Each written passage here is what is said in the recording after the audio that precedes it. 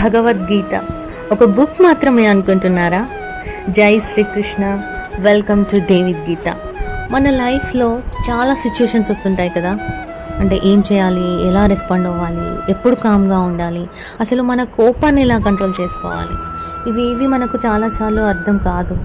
అలానే మనకు చాలా బుక్స్ ఉంటాయి, కానీ వాటిలో కొన్ని మాత్రమే మన లైఫ్ని నిజంగా మార్చగలవు. అలాంటి గొప్ప గ్రంథాల్లో ఒకటి భగవద్గీత. సింపుల్గా చెప్పాలంటే భగవద్గీత అంటే మన లైఫ్కి ఒక మంచి గైడ్ లాంటిది.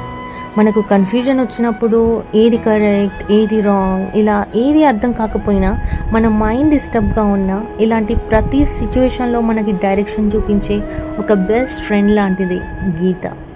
ఇవి మనకు స్కూల్లో కానీ కాలేజ్లో కానీ ఎవరు చెప్పరు, కానీ ఈ ఆన్సర్స్ అన్నీ కూడా కృష్ణుడు అర్జునుడికి చెప్పిన భగవద్గీతలో ఉన్నాయి. నేను కూడా నేర్చుకుంటూ మీ అందరితో కలిసి పంచుకోవాలనుకుంటున్నాను. అవి మనం ఇక్కడ చాలా సింపుల్గా మన లైఫ్కి కనెక్ట్ అయ్యేలా తెలుసుకుందాం.